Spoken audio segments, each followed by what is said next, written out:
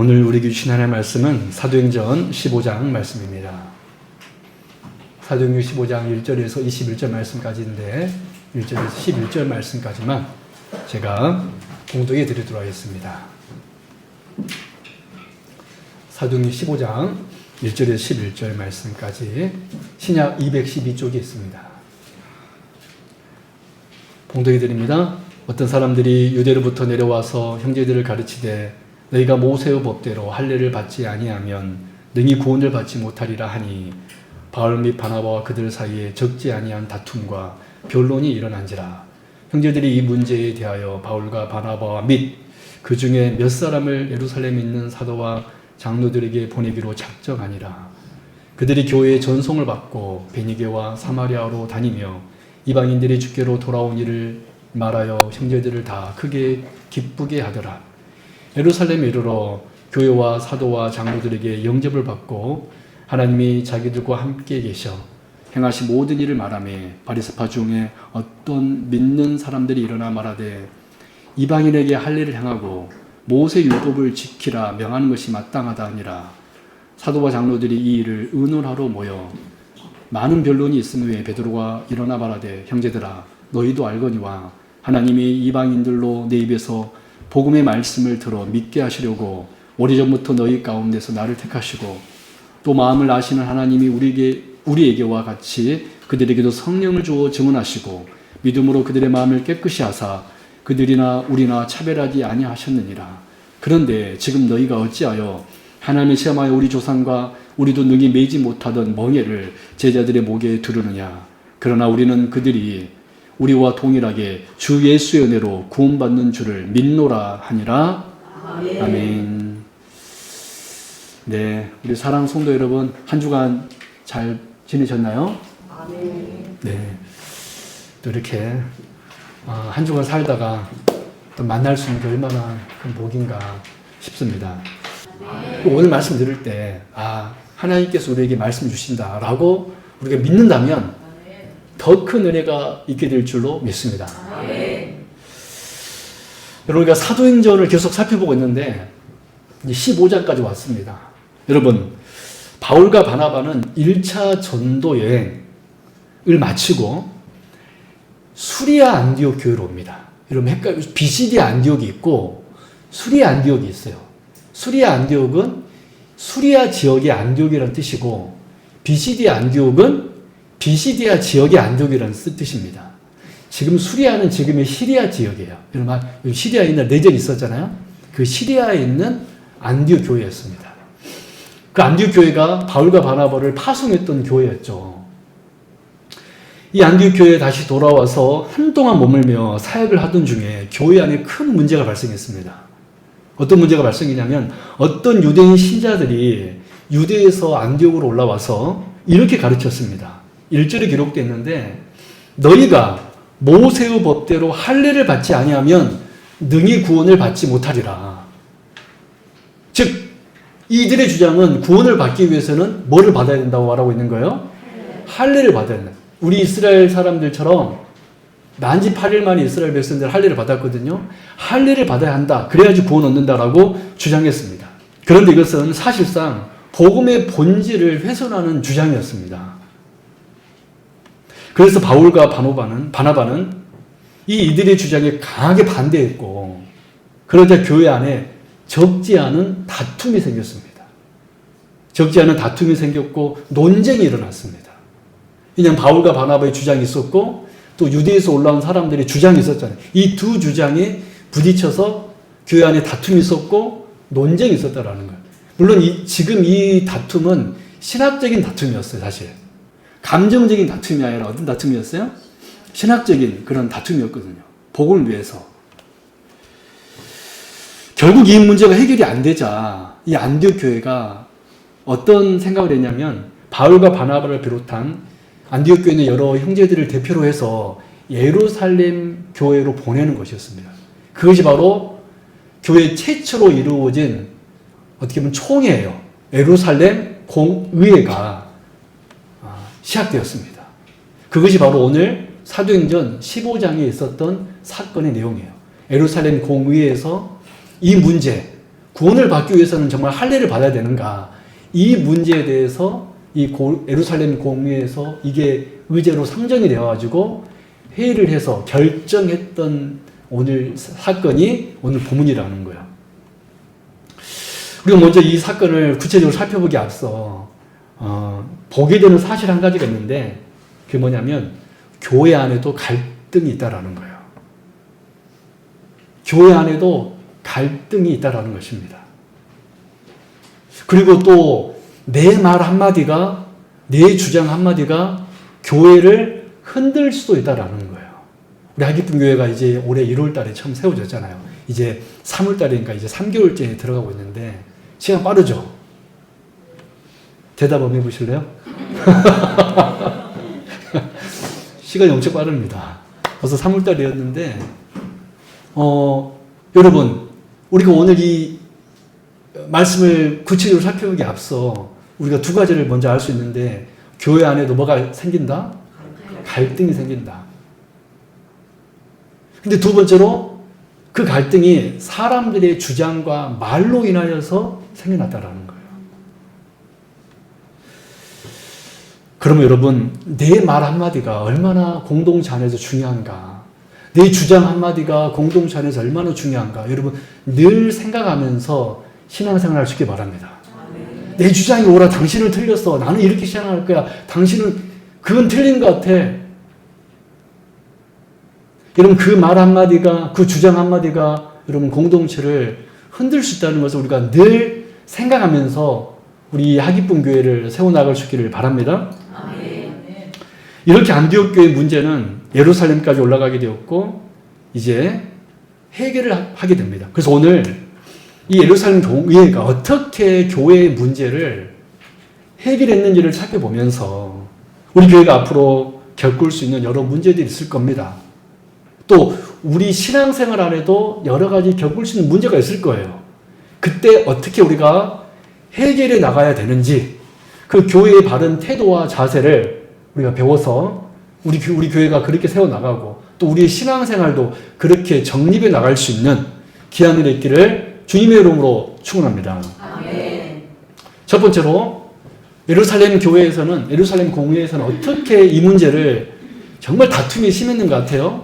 이 문제를 해결했냐면 첫째, 타협이 아닌 하나님께서 하신 일을 생각했습니다. 타협이 아닌 하나님께서 행하신 일, 그 일을 생각했습니다. 그럼 여러분 우리가 앞으로 여러 가지 혹 문제가 있다라면 항상 타협점을 찾을 것이 아니라 하나님께서 우리에게 행하신 일을 먼저 생각하라는 거예요. 할렐루야. 우리 그렇게 하십시다. 여러분 당시 교회는요, 초대교회는 지금 아주 중요한 문제를 만났습니다. 할례를 받아야 구원을 받는가. 지금 우리는 이게 틀렸다는 걸 너무 잘 알고 있었지만 당시 이 초대교회 당시만 해도 유대인들은 할례가 여러분 구약 율법에도 할례 받지 않으면 여러분 하나님의 총회에 들어갈 수 없었습니다. 이거는 굉장히 중요한 문제였다라는 거예요. 복음적으로 교리적으로. 지금 우리 할례 받아요, 안 받아요? 안 받잖아요. 여러분 할례 받는다고 여러분 우리가 안 받는다고 구원 못 받고 받는다고 구원 받습니까? 그 할례 유무가 우리의 구원의 유무는 아닙니다. 근데 이때 당시에는 바로 이제 이 문제가 대두가 된 거예요. 근데 이 문제는 충분히 어떤 의미에 볼 때 현실적으로 풀 수가 있었어요. 푼다보다는 현실적으로 타협점을 찾을 수 있었다라는 거예요. 예를 들어 이런 식입니다. 우리 서로 조금씩 양보하십시다. 여러분 왜냐하면 두 주장이 팽배했잖아요. 그래 안 그래요? 할례를 받아야 된다. 아니다. 오직 예수님만 믿으면 된다. 이 두 주장인 거예요. 이게 현실적으로 이렇게 타협할 수 있어요. 이런 식입니다. 우리 조금씩 양보하십시다. 이제 할례를 꼭 받아야 한다는 쪽에서는 20세 이상에서는 할례 안 받아도 되는 것으로 합시다. 그리고 이제 할례를 받지 않아도 된다는 쪽에서는 20세가 안 된 젊은이들 선에서만, 왜냐하면 남짓 8일 만에 할례를 받아야 한다는 율법이 있으니까 20세가 안 되는 아이들 그런 젊은 선에서만 할례를 받는 것으로 하면 안 되겠습니까? 그럼 좀 타협점이 생기잖아요. 뭔가 전체는 또 아니고 또 안 받는 것도 아니고 이렇게 서로 다툼이 있으니까 좋은 게 좋은 거 아니냐. 요즘 그런 말 많잖아요. 다툼이 있으니까 우리 타협점을 찾읍시다. 이렇게 단순히 행정적으로 실무적으로만 해결할 수도 있었습니다. 하지만 오늘 본문에 두 중요한 인물이 나오는데 베드로와 야고보예요. 사도 베드로가 먼저 이렇게 나섭니다.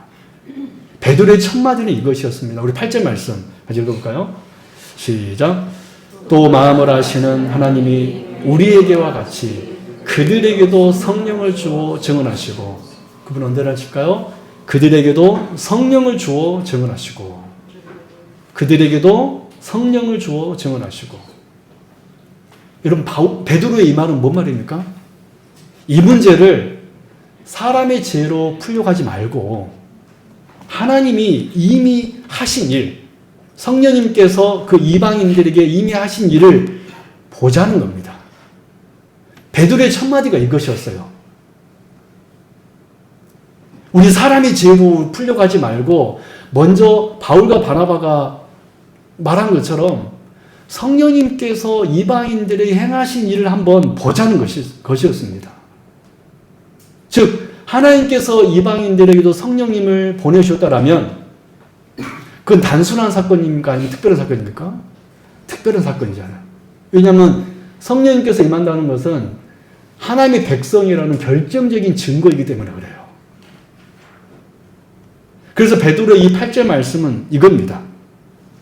교회의 문제는 우리가 서로 타협이 아니라 하나님 안에서, 하나님의 그 구속의 역사 안에서 하나님 하신 일을 먼저 생각해야 된다라는 말이었습니다. 이 8절 말씀은. 사랑하는 여러분, 교회는 언제나 여러 가지 문제를 만날 수가 있습니다.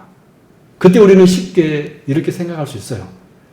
현실적으로 어떻게 정리할까?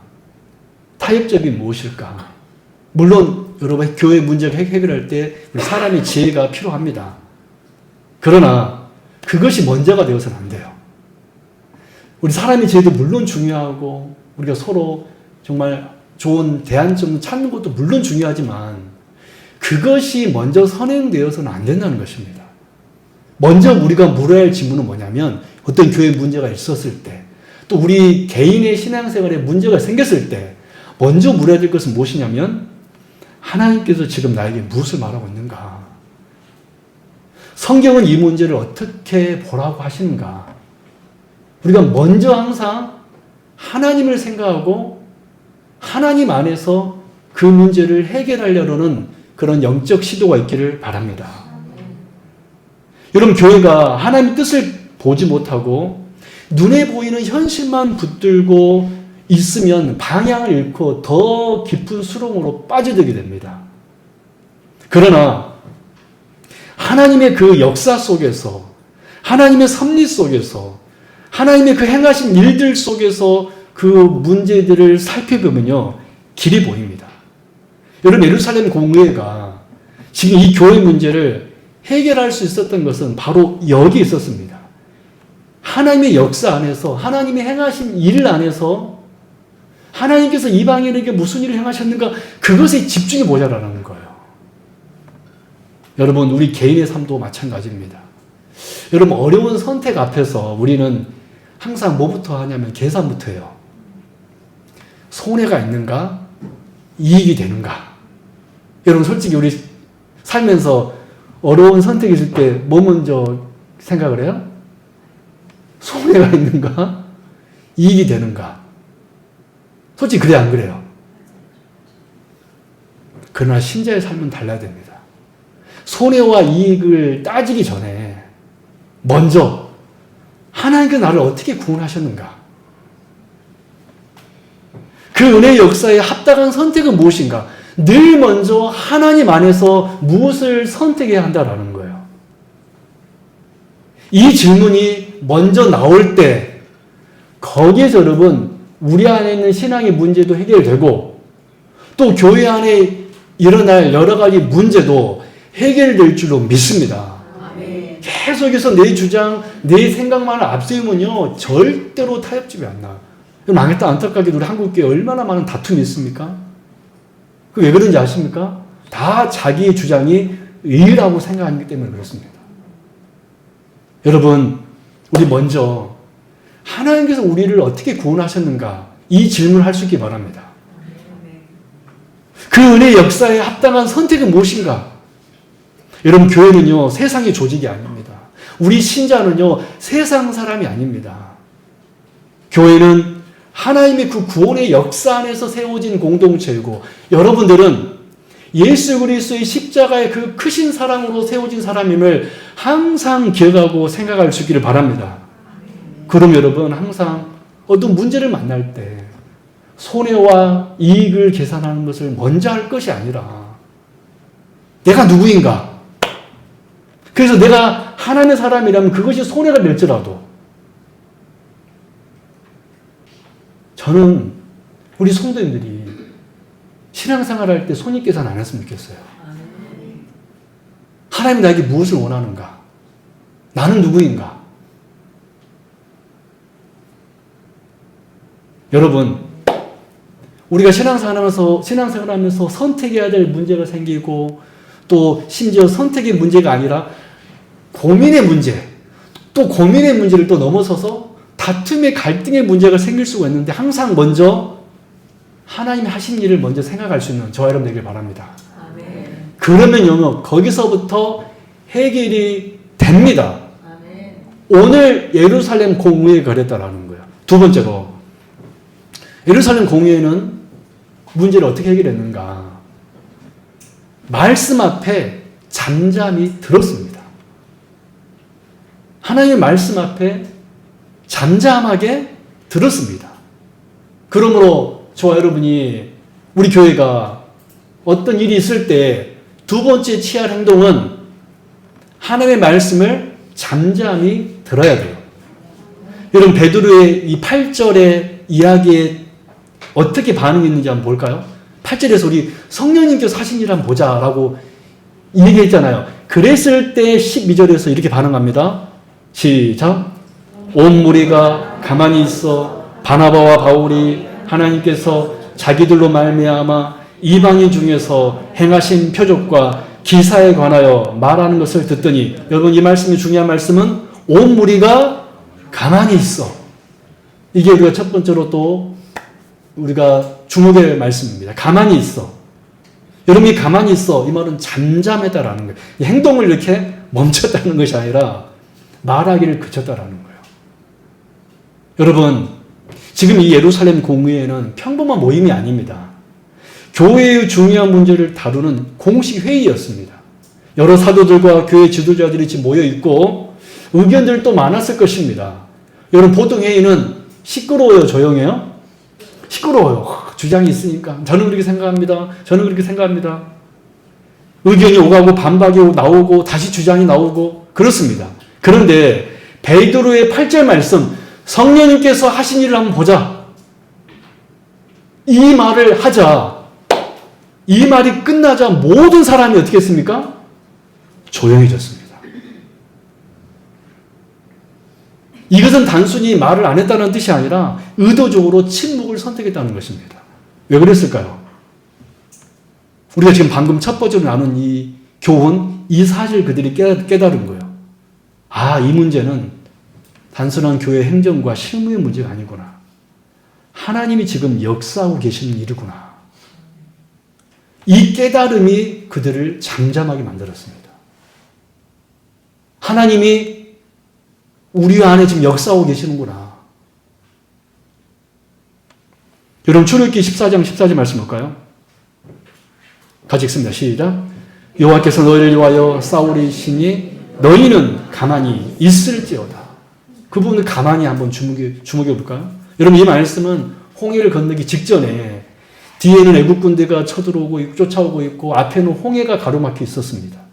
그래서 진퇴양난의 상황이죠. 그러자 이들이 모세를 원망하고 하나님을 원망했습니다. 그때 하나님께서 모세를 통해 하신 말씀이 무엇이었습니까? 너희는 가만히 있을지어다. 왜입니까? 하나님께서 일하실 때 너희 사람인 앞서지 말고 잠잠히 보라는 것입니다. 여러분, 하나님께서 우리 교회를 다스리시고 통치하심을 믿으십니까? 그러면 우리는요, 나서는 사람이 아니라 하나님의 말씀을 듣는 자리에 있기를 바랍니다. 여러분, 우리는 지금 21세기를 살아가고 있습니다. 여러분에게 있어서 하나님께서 말씀하신다는 것은 무엇을 의미합니까? 적어도 우리가 성도라면 하나님이 말씀하신다는 것은, 적어도 여러분이 성도라면 하나님이 말씀하신다면 내 편에서는 침묵해야 한다는 것을 의미합니다. 믿습니까? 하나님이 말씀하면요, 거기에 우리가 반론을 제기할 것이 아니라 우리는 침묵해야 한다는 거예요. 여러분, 신앙이라는 것이 뭐냐면요, 대단한 것이 아닙니다. 하나님께서 말씀하실 때 그 말하기를, 내가 말하기를 멈추는 거예요. 하나님이 말씀하실 때 내 생각을 내려놓는 것입니다. 하나님께서 말씀하실 때 내 판단보다 하나님의 말씀을 더 높여야 되는 것입니다.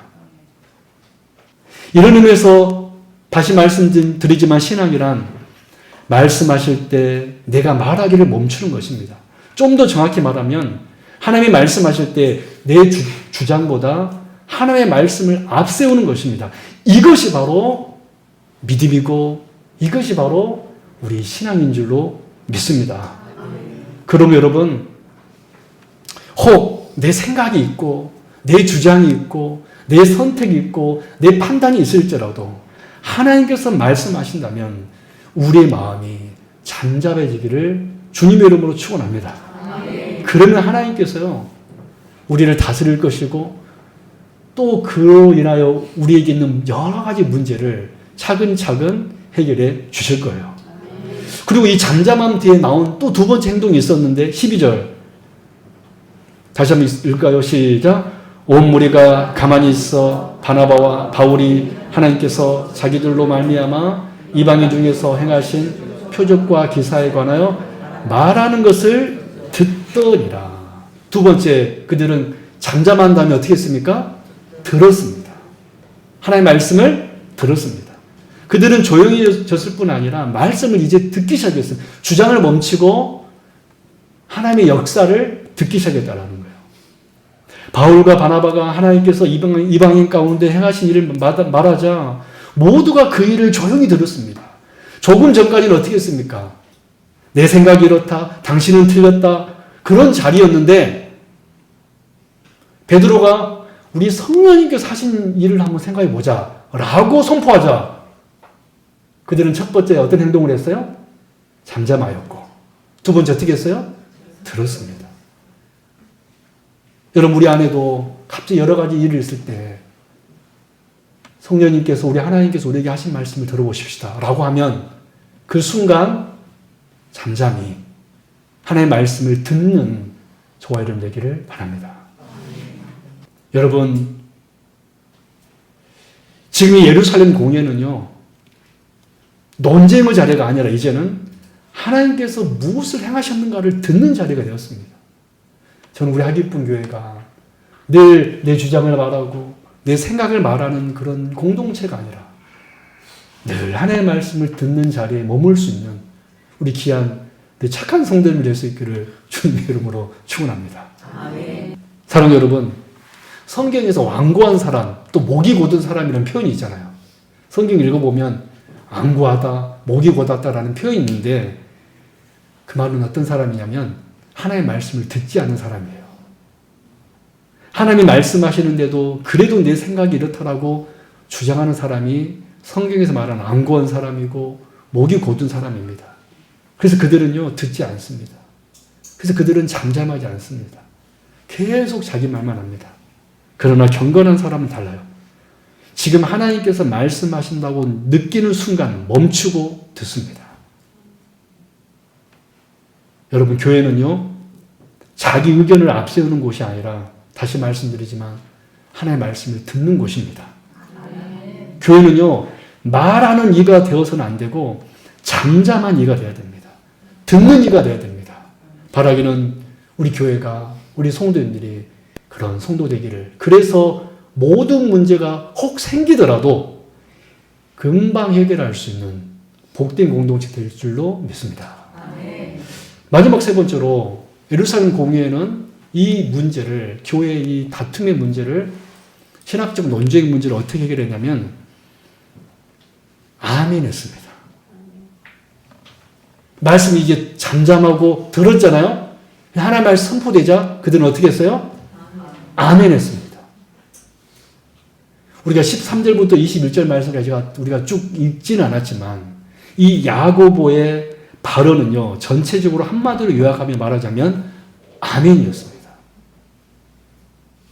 13절부터 시작해서 21절까지 길게 나오지만 야고보의 이 발언은 앞서 말씀하신 하나님의 말씀에 대하여 회중의 대표로서 이렇게 말한 겁니다. 아멘, 하나님 그렇게 하겠습니다. 라는 응답이었습니다.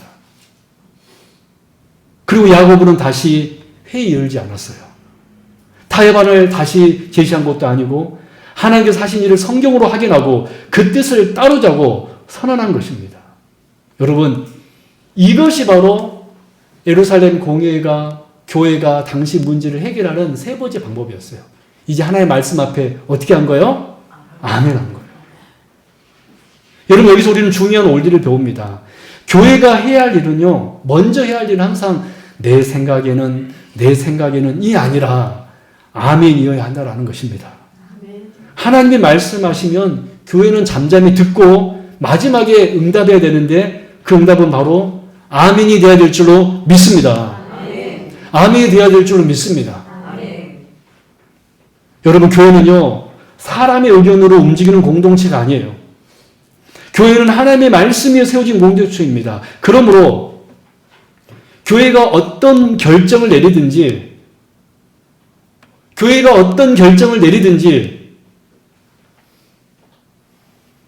그것이 하나님의 말씀의 근거에서 내린 결정이라면 우리는 그 모든 것 말씀 앞에서 겸손히 머리를 숙이고 아멘으로 응답하는 저와 여러분 될 수 있기를 주님의 이름으로 축원합니다. 건강한 교회는 어떤 교회일까요? 찬양도 멋있게 잘하고 성도 수가 많고 이게 건강한 교회일까요? 건강한 교회는요, 하나님 말씀 앞에서 아멘하는 교회가 될 줄로 교회인 줄로 믿습니다. 주께서 말씀하실 때 겸손히 듣고 그 말씀 앞에서 자기 생각을 내려놓고 기쁨으로 순종할 줄 아는 공동체가 건강한 교회이고 그 교회가 진짜 하나님께서 기뻐하시는 교회인 줄로 믿습니다. 예루살렘 공회가 바로 아멘으로 응답해서 그 모든 문제가 해결되었듯이, 그래서 해결되기 때문에 오늘 우리에게 이르기까지 우리는 할 예가 아니라 오직 예수 그리스도를 믿음으로 구원 얻게 된 줄로 믿습니다. 말씀에 들어가겠습니다. 사랑 여러분, 오늘 사도행전 15장에서 예루살렘 공회는 단순한 회의가 아니었습니다. 교회가 복음의 본질을 어떻게 붙들 것인가에 대한 결정적인 자리였는데 그 과정 속에서 교회가 문제를 어떻게 해결해 나갔냐면, 첫째, 교회는 타협이 아니라 무슨 일을 먼저 생각했습니까? 하나님이 하신 일을 먼저 생각했다라는 거예요. 두 번째로 교회는 어떻게 했습니까? 말씀 앞에 잠잠히 들었습니다. 세 번째, 교회는 어떻게 했습니까? 아멘 했습니다. 여러분, 우리 하기쁨교회가 여러분 한 사람 한 사람이 오늘 이 원리를 가지고 신앙생활 한다면 우리 안에 갈등이 생길 수도 있어요. 여러분, 우리 하기쁨교회라고 문제가 없을 것 같습니까?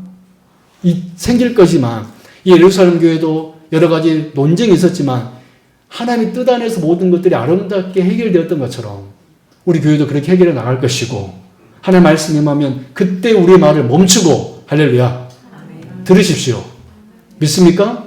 그리고 하나님 말씀하시면 그 말씀에 아멘 한다라면 우리는 다 하나님 앞에 아름답게 복되게 세워지게 될 줄로 믿습니다. 기도하겠습니다.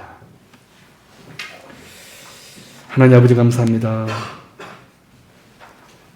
당시 초대교회는 교회가 세워지면서 여러 가지 문제들도 생겼습니다. 복음의 본질의 문제가 또 생겼습니다. 우리 구원은 과연 할례를 통함인가? 이 모든 문제 앞에 그들은 처음에는 자기 주장을 펼쳤지만 하나님께서 말씀하신다는 그 선언 앞에 잠잠히 듣고 아멘하였습니다. 주여, 우리 성도님들 신앙생활 하면서 하나님께서 우리 교회를 다스리고 있음을 믿고 잠잠히 듣는 자리에 서 있게 하여 주옵시고 그 말씀 앞에 겸손히 아멘할 수 있는 우리 주의 성도님들 다 되게 하여 주옵소서. 교회에서만이 아니라 삶 속에서 그렇게 하게 하여 주옵시고 가정에서도 그렇게 하게 하여 주옵소서. 감사드리며 걸어가신 우리 주 예수 그리스도 이름으로 간절히 기도드리옵나이다. 아멘.